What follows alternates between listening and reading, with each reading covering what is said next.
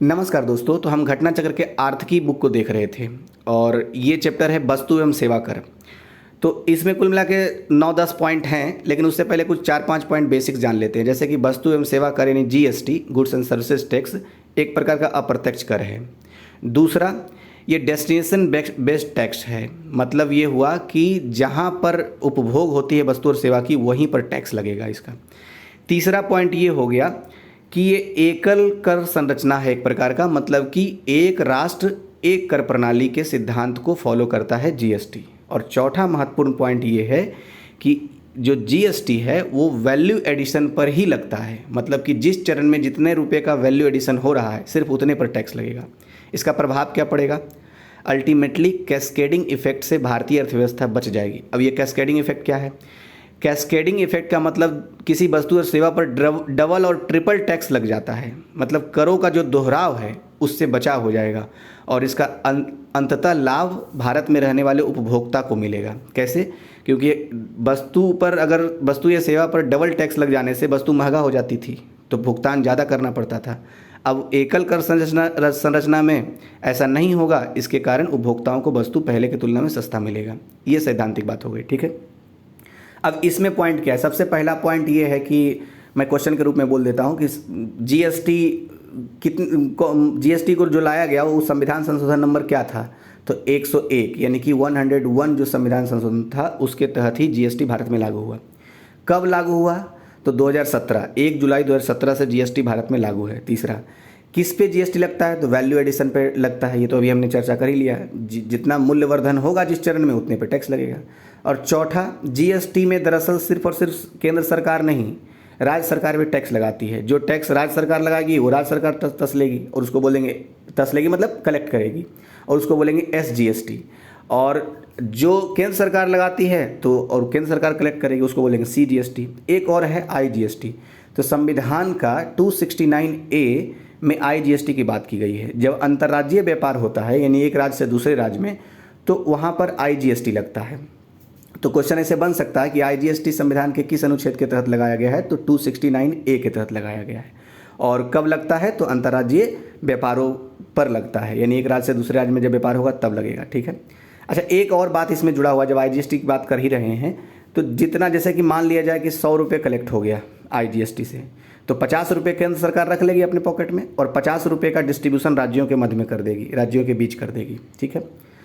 एक बात और ध्यान रखने वाली बात है, जो आईजीएसटी की राशि होती है वो एसजीएसटी और सीजीएसटी के दोनों के योग के बराबर होती है। मतलब ये हुआ कि अगर मान लिया जाए एसजीएसटी और सीजीएसटी यानी कि स्टेट का और सेंट्रल का जो जीएसटी है, दोनों को मिला के 50 रुपया हुआ, तो आईजीएसटी अकेले 50 रुपया रहेगा, ठीक है। ये बात ध्यान रखना है।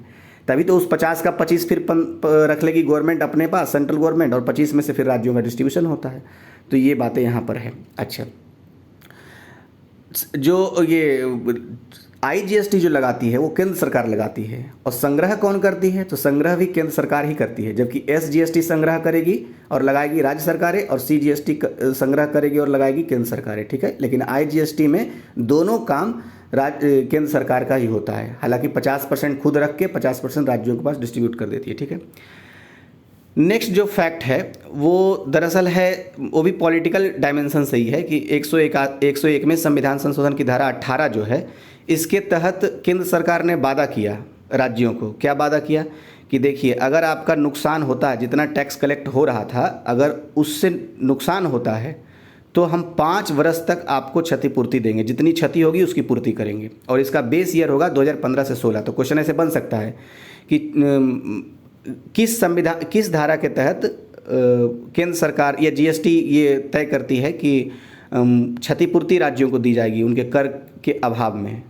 तो धारा 18 है। कितने साल तक क्षतिपूर्ति देगी? तो 5 वर्ष तक क्षतिपूर्ति देगी।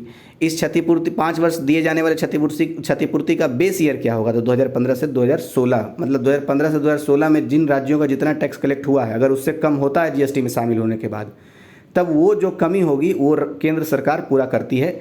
लगभग 5 साल तक वो पूरा करते रहेगी, ठीक है।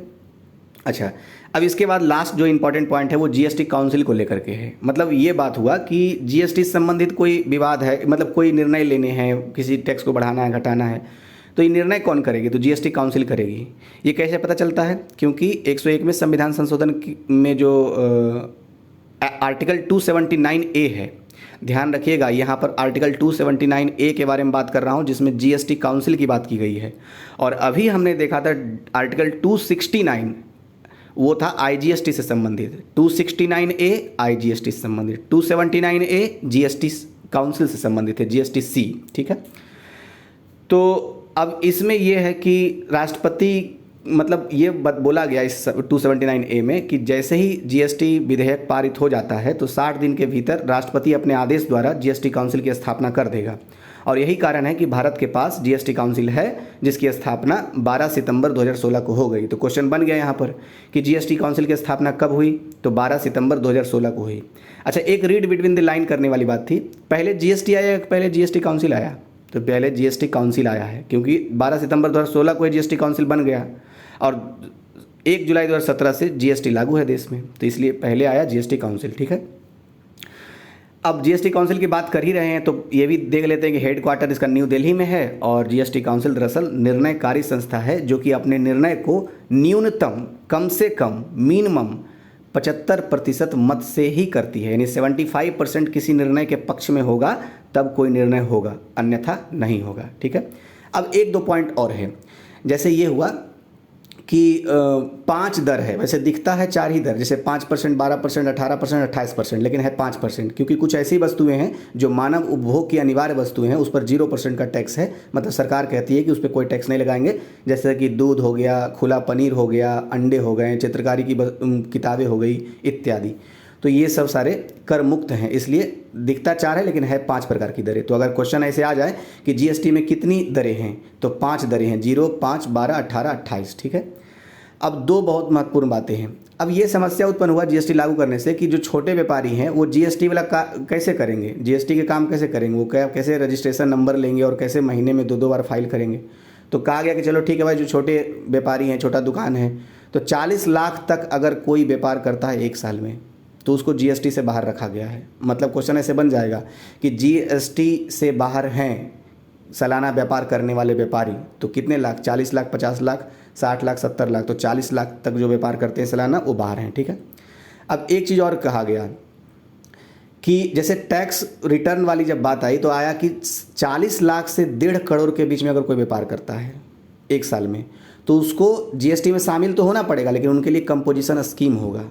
अब ये कंपोजिशन स्कीम क्या होता है ये थोड़ा देखना होगा, हालांकि इसमें नहीं बताया है, तो ये देखना होगा। ये काम मैं आप पर छोड़ता हूँ, आप रिसर्च कीजिएगा, नहीं तो फिर नेक्स्ट वीडियो बनाऊंगा तो उसमें पहले बता दूंगा, ठीक है।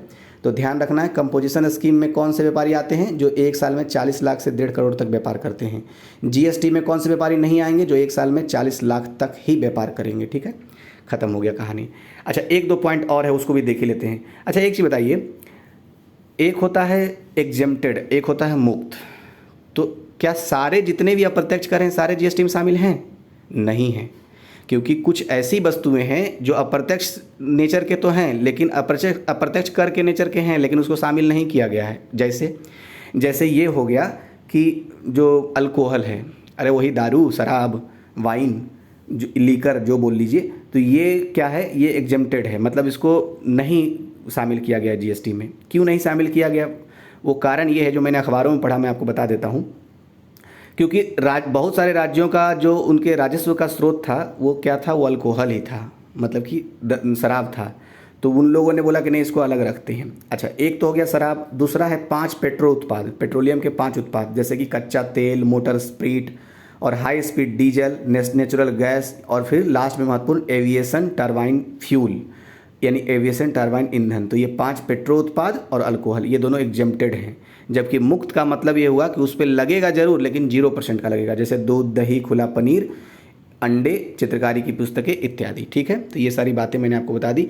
कुछ फैक्ट भी है जिसको मैं बता देता हूँ, अभी फिर किताब पढ़ता हूँ, मतलब जो किताब में लिखी हुई है। तो ये हो गया कि गन पूर्ति, एक क्वेश्चन बन जाता है कि गन पूर्ति कितने में बने, मतलब होता है। तो गन पूर्ति कम से कम 50% होने चाहिए, 50% सदस्य होने ही चाहिए। और इसमें जो बहुमत है, मतलब मत जो है, तो सारे राज्यों का हिस्सा, 28 राज्यों का हिस्सा 2/3 भाग है। यानी कि अगर 3 मत है तो 2 मत हो जाए अकेले राज्यों का है और 1 मत अकेले केंद्र सरकार का है। 1/3 वोटिंग राइट केंद्र सरकार का है और 2/3 वोटिंग राइट राज्य सरकार का है, और गण पूर्ति 50% होना चाहिए, जबकि निर्णय लेने के लिए 75% बहुमत मतलब मत चाहिए ही चाहिए। ठीक है, ये है। अब कुछ इंटरेस्टिंग फैक्ट है जिस पे भी क्वेश्चन बन जाता है, जैसे कि भारत जीएसटी लागू करने वाला 161वां देश है दुनिया में।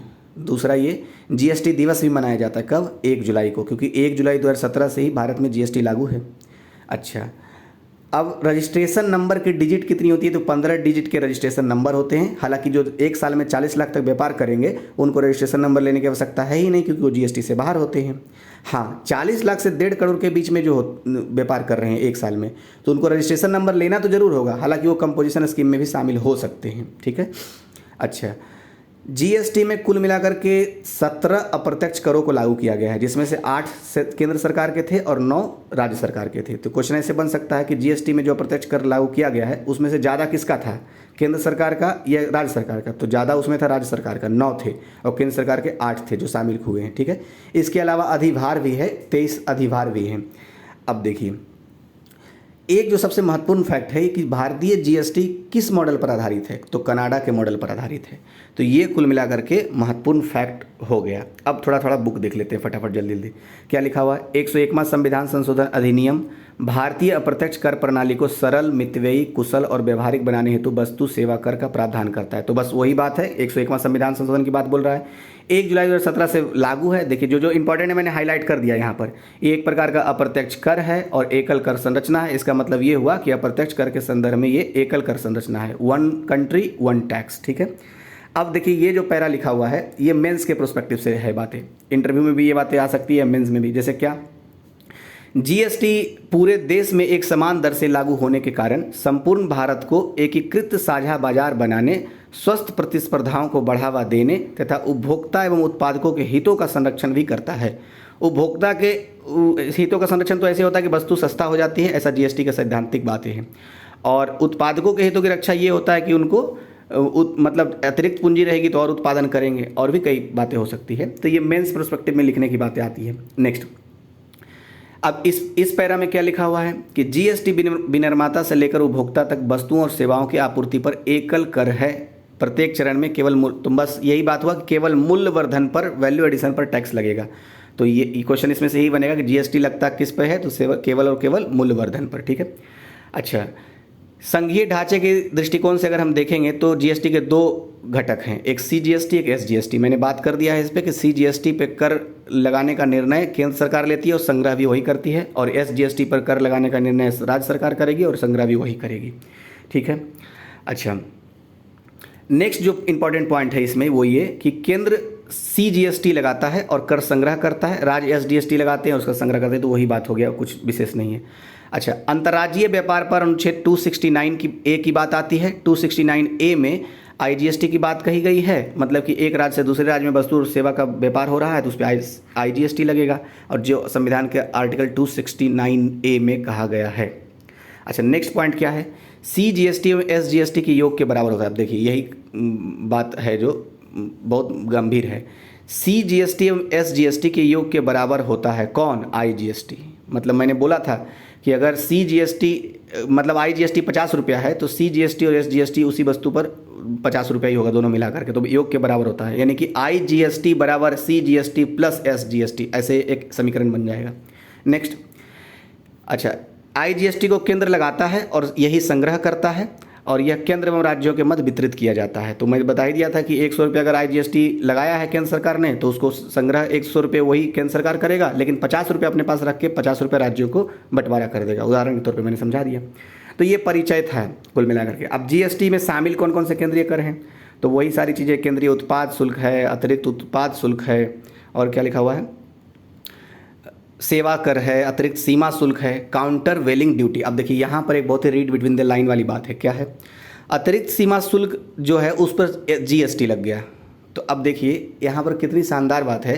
अच्छा, अब मुझे बताइए कि पहले जो काउंटर वेलिंग ड्यूटी लगती थी, यानी अंतर्देशीय व्यापार पर, एक देश का दूसरे देश पर जब व्यापार होता था तो उस पर जो केंद्र सरकार टैक्स लगाती थी, तो क्या वो राज्यों को मिलता था? नहीं मिलता था।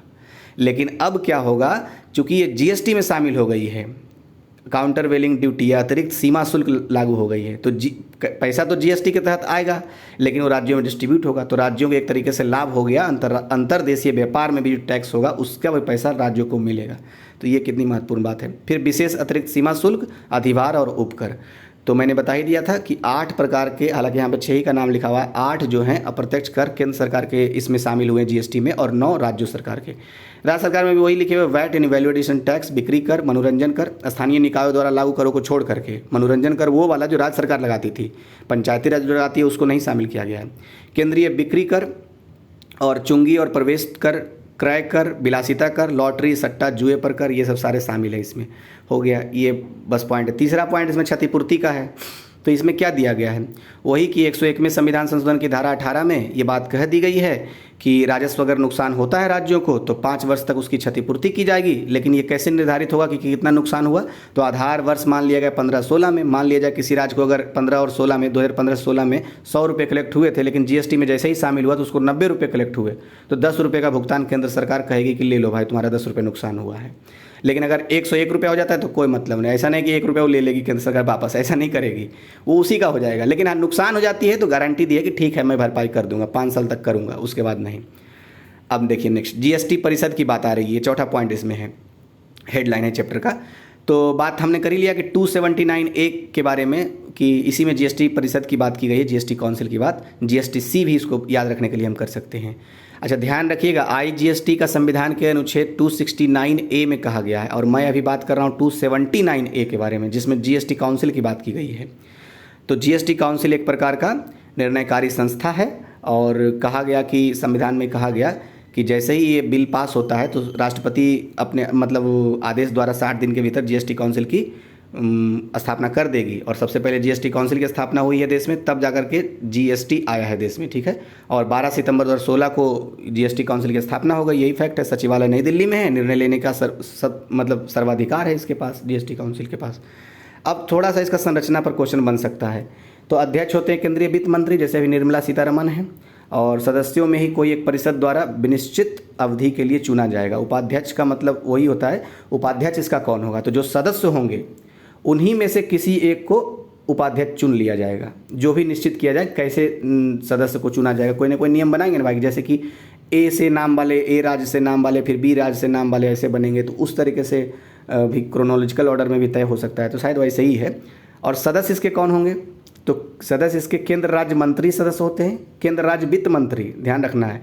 वित्त मंत्री तो अध्यक्ष हो गए, उपाध्यक्ष सदस्यों में से होगा, और सदस्य में इसमें राज्यों के वित्त मंत्री तो होंगे ही, या फिर कर के मंत्री जो होंगे, या फिर केंद्र शासित प्रदेशों के जो कर से संबंधित लोग होंगे, या फिर राज्य जिसको नामित कर दे कि हाँ यही राज्य का वित्त मंत्री है, तो वो उसमें शामिल हो जाएगा। साथ ही साथ केंद्र राज्य मंत्री जो हैं, वित्त केंद्र राज्य मंत्री, तो वो इसके भी वो भी सदस्य होते हैं इसके। तो ये संरचना वाली बात हो गई। अब जीएसटी की दरें क्या है, तो 5 भागों में इसकी दरें बटी हुई है। मैंने बता दिया कि दिखता 4 है, 5%, 12%, 18%, 28%, लेकिन एक 0% भी है जो कि दरअसल कर मुक्त है, ठीक है। और लास्ट जो इसमें 2 बातें हैं वो यही कि 40 लाख रुपए तक सालाना अगर व्यापार किसी का होता है, पहले दरअसल 20 लाख तक की सीमा थी, फिर बाद में रिक्वेस्ट किया होगा, फीडबैक के बाद पता चला तो वही निर्णय लिया गया कि 40 लाख तक जो 1 साल में व्यापार कर रहे हैं तो उनको जीएसटी में शामिल नहीं रखा जाएगा, और कोई ज़रूरत नहीं उनको जीएसटी के रूल को फॉलो करने की। और 40 लाख से 1.5 करोड़ तक अगर कोई व्यापार करते हैं तो वो जीएसटी में शामिल भी हो सकते हैं और कंपोजिशन स्कीम में भी शामिल हो सकते हैं। अच्छा, 1.5 करोड़ से जो ऊपर है वो अनिवार्यता और जीएसटी के रूल को फॉलो करना पड़ेगा उनको। और कंपोजिशन स्कीम क्या है, ये आपके लिए एक तरह से होमवर्क है, इसको सर्च कीजिए, देखिए, फिर मैं बताता हूँ, ठीक है। बाकी ये सब तो बता ही दिया आपको कि जीएसटी दिवस 1 जुलाई को मनाया जाता है, और रजिस्ट्रेशन नंबर की 15 डिजिट की होती है। भारत 161वां देश है जीएसटी को पालन करने वाला, और 17 प्रत्यक्ष कर इसमें, 23 अधिभार है, और कनाडा के मॉडल पर आधारित है। तो बस इतना ही है इस वीडियो में। Thank you. कैसा लगा वीडियो, क्या सुधार की संभावना है जरूर बताइए, और वीडियो शेयर जरूर कर दीजिए, क्योंकि उसी से मेरे सब्सक्राइबर बढ़ेंगे और मुझे मोटिवेशन मिलेगा। धन्यवाद आपको।